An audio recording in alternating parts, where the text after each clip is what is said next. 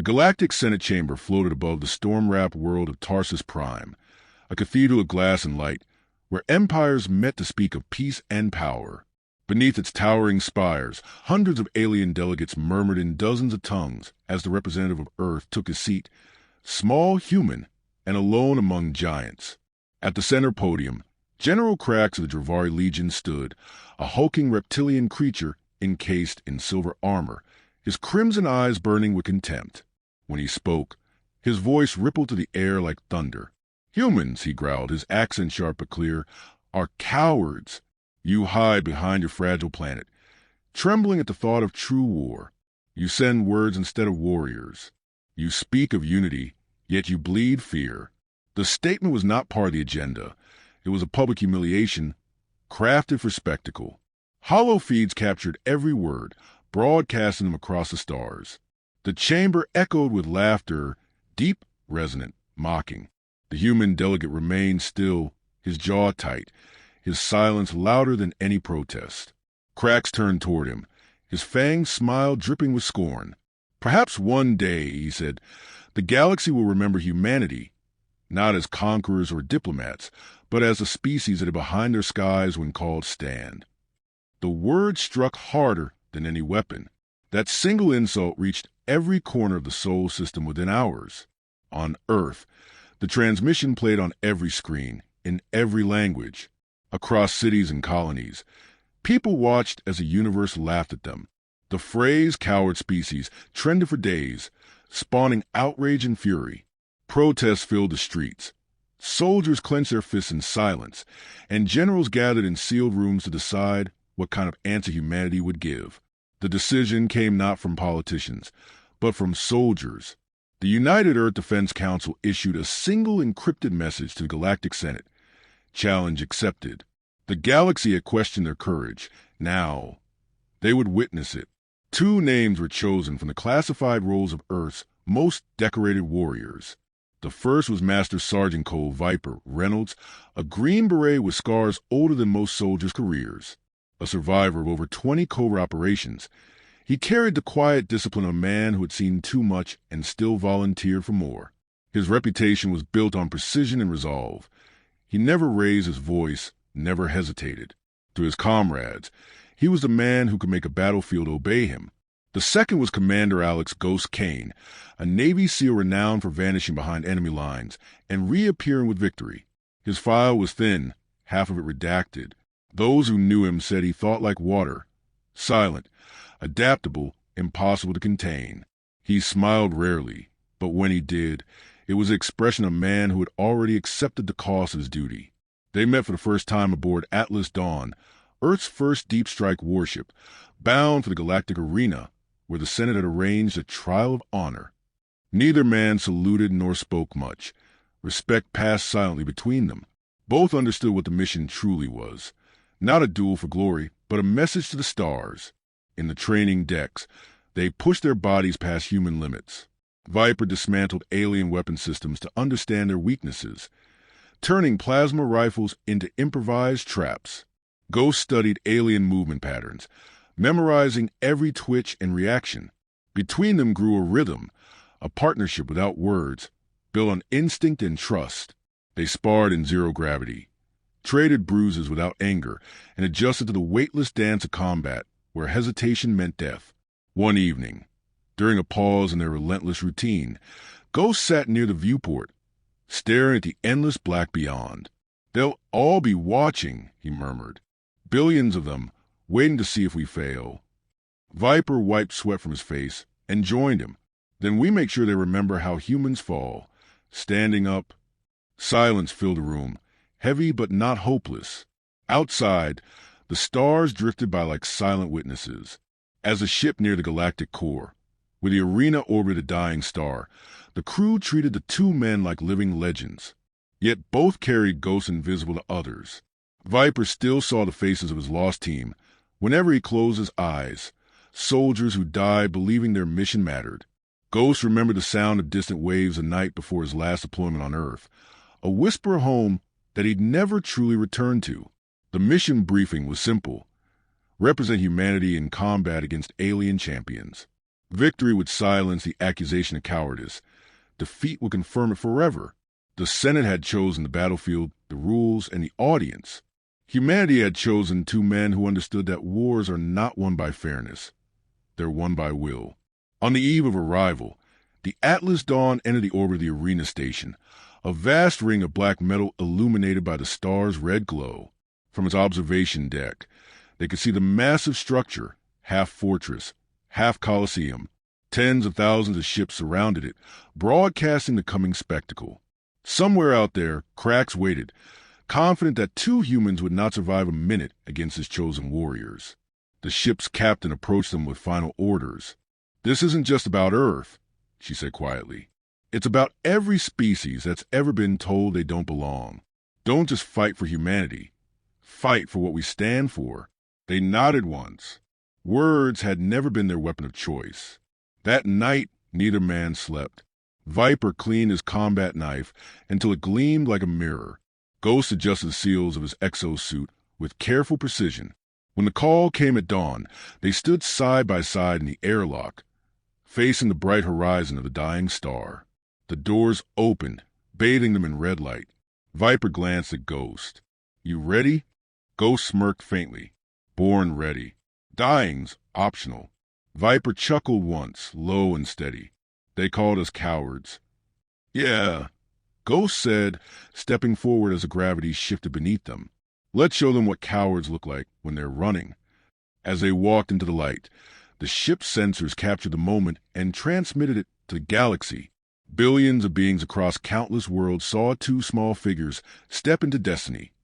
Two humans armed with nothing but courage and skill, walking toward an arena built to humiliate them. But the galaxy would soon learn what Earth already knew. Courage is not the absence of fear. It is a refusal to bow to it. And as the Atlas Dawn drifted away, disappearing into the void, the universe held its breath, waiting to see whether the so-called cowards of Earth would kneel or make the stars themselves remember their names. The arena was a colossus of steel and shadow, suspended in orbit around a dying sun whose crimson light painted everything in hues of blood. Rings of spectators filled the void, each species gathered to witness the spectacle humanity had demanded. Billions watched through hollow feeds, waiting to see the fragile creatures of Earth crushed beneath the weight of galactic might. For most, this was not a competition. It was an execution. Viper and Ghost stood alone at the center of the arena floor, surrounded by terrain that shifted like a living labyrinth. Metallic sand hissed under their boots, reflecting the heat of the dying star. High above, the voice of the Senate Chancellor boomed through the speakers, announcing the rules in a dozen languages. No retreat, no surrender, victory by death or submission. The alien crowd roared approval. Across the field, the gates opened. The 10 chosen champions of the galaxy emerged in formation, towering figures of different worlds. A Dravari berserker, wielding a plasma axe. A 4-armed mercenary from the Scythe worlds carrying a chain of burning blades. 2 insectoid hunters whose wings shimmered like glass. Each was a symbol of power, chosen to break humanity's spirit before the watching stars. Ghost's voice came low through the comms. 10-2. Fair odds.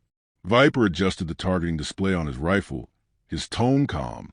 They're expecting soldiers. Let's give them ghosts. The signal blared, a single tone that vibrated to the air, and the arena erupted into chaos. The Dravari berserker charged first, every footstep shaking the ground.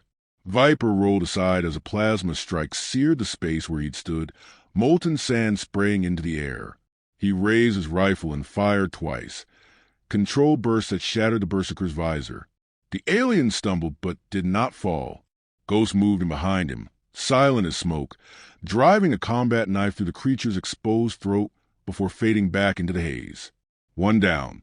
The crowd gasped, then fell silent. It was the first time in centuries that a human had drawn alien blood in the arena of honor. From the opposite side, the winged hunters descended in synchronized arcs, their bladed limbs slicing through the dust. Ghost darted beneath their attack, using the momentum to spin one into the other, wings tangling midair. A single plasma grenade tossed by Viper ended both with a blinding flash. The explosion painted the arena with light and fragments. Alien commentators spoke in shock, voices breaking into disbelief. The humans were not only surviving, they were dominating. Krax watched from his observation chamber, claws tightening on the rail. His soldiers, the pride of the Dravari Legion, were being dismantled by two small warriors who fought with terrifying precision. It was not luck. It was intelligence. Every movement calculated.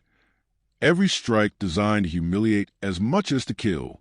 As the dust settled, the remaining aliens regrouped, switching tactics. The mercenary with the burning blades leapt high into the air, slashing down in a storm of sparks. Ghost caught one blade on his forearm guard, twisting under the attack to drive a shock knife into the alien's abdomen. The mercenary screamed, disintegrating into smoke. Viper fired into the chaos, bullets guided by microsensors, every shot hitting soft tissue or exposed joints. Minutes passed like hours.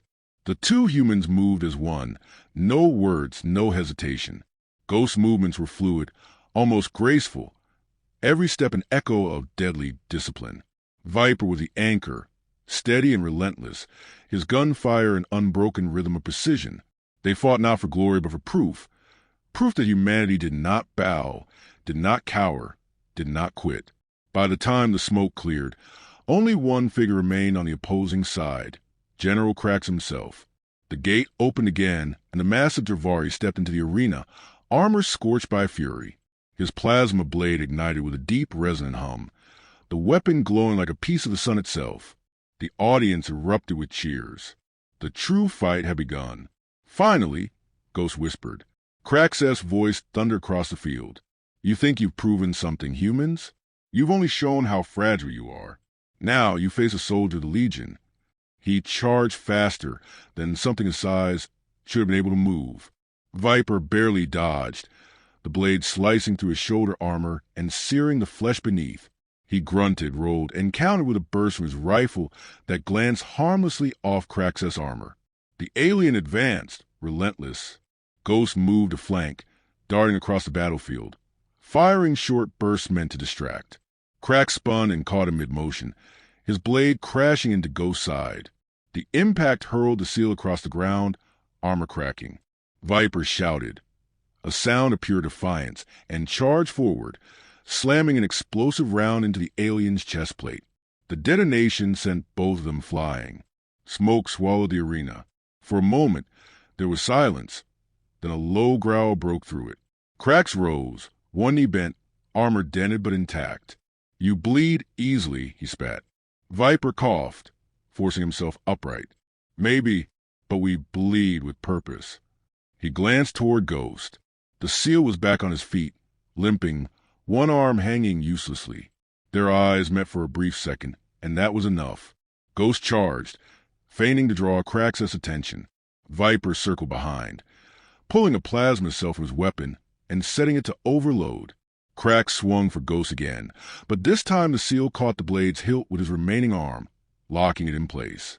Sparks cascaded around them as he held it there with a strangled yell. Viper dove forward, jamming the overloading plasma cell into the vent on the alien's armor and kicking back as it began to pulse red. The explosion tore through the air, shaking the arena's foundations. When the dust cleared, Krax was on his knees, armor shattered, his breath ragged. The two humans stood over him, burned, bleeding, but unbroken. Viper stared down at the defeated general. Still think we're cowards? Krax's gaze lifted, hatred and disbelief mixing in his eyes. You fight like monsters. Monsters, Ghost said quietly, his voice steady despite the pain. No, just men who don't know how to quit. He raised the Earth flag from his pack, a simple cloth of blue, white, and red, and planted it into the sand beside Krax's fallen weapon. The crowd that jeered now sat in stunned silence, billions of alien eyes watching as two humans, bloodied and scarred, stood beneath the dying sun. For the first time in the history of the arena, no victor was declared by voice. The silence itself was a declaration. Above them, the Senate lights dimmed in respect. Somewhere, a commentator whispered in disbelief, they call them cowards, but they fight like legends. Ghost looked toward Viper, exhaustion lining his face. You think they'll remember this? Viper reloaded his weapon, glancing toward the endless tiers of silent spectators. They will now. The two men turned and began walking toward the exit gate, their shadows stretching long across the burning sand. Behind them, the flag of Earth fluttered weakly in the rising heat, illuminated by the dying star, a small, defiant symbol against the vastness of the galaxy. And somewhere deep in that silence, the universe began to rethink what it meant to call humans weak. The arena lay in ruins, its silence deeper than any victory parade. The war chants, the jeers, the mockery, all gone. Only the scorched sand and drifting smoke remained to mark what had happened there. Two humans stood at the center of it all, their bodies battered but their resolve unbroken. They had entered as challengers, but what stood before the galaxy now were symbols, living proof that courage could take flesh. General Cracks limped toward them, armor shattered and pride bleeding through every motion. Around them, the alien audience held their breath, waiting to see if he would strike again or bow. When he finally spoke, his voice was stripped of arrogance. You could have surrendered. You could have lived. Why fight when death was certain? Viper stared back, eyes steady, voice rough but calm. Because quitting isn't living. Crack's gaze flickered, something shifting behind his glare. He turned and walked away, leaving the arena to the victors who had needed no crown. When the Atlas Dawn departed the station, the galaxy followed its every movement. Broadcast spread faster than light. 2 humans defeating 10 champions and the mightiest general of the Dravari Legion. Across alien worlds, the laughter stopped. The term coward species vanished, replaced by a new name whispered in awe, Terran Resolve. On Earth, the returning soldiers were met with thunderous applause, but neither Viper nor Ghost looked comfortable beneath the lights. The parades, the medals, the interviews, they weren't made for men like them. They had gone to prove a truth, not to bask in it. Days later, Viper visited the war memorial. He placed his worn combat knife beneath the engraved names of the fallen and whispered, "We did it for you." Ghost stood beside him, hands in his pockets, eyes distant. "You think they'll remember?" he asked quietly. Viper looked at the horizon where the first stars blinked awake. They will now. Above, alien ships entered Earth's orbit under banners of peace. Once, they came to conquer. Now, they came to learn. Humanity had earned its place, not through diplomacy or technology, but through the fire in 2 soldiers who refused to die quietly. Years passed. Peace settled like morning mist, thin but real. Ghost vanished from the public eye, choosing the solitude of a quiet coastal town. One dawn, he walked the beach, old but unbroken, when a boy ran up beside him. "Mister, are you one of the soldiers who fought the aliens?" the child asked. Ghost smiled faintly. "I was." "Were you scared?" He looked toward the sea. "Every second. But fear's not the enemy. It's the reason you stand." The boy nodded solemnly. "My dad says humans are the bravest in the galaxy." Ghost chuckled softly. Maybe we're just the ones who don't know when to quit." As the boy ran off, Ghost lifted his gaze. 2 streaks of light crossed the morning sky, one blue, one green. He smiled, feeling something old and steady stir in his chest. "We showed them, Viper," he whispered. "They'll never forget." The waves rose and fell, carrying his words toward the stars. And somewhere beyond them, in the halls of the Galactic Senate, the story of the 2 humans who refused to kneel was told again. This time, not as legend, but as truth.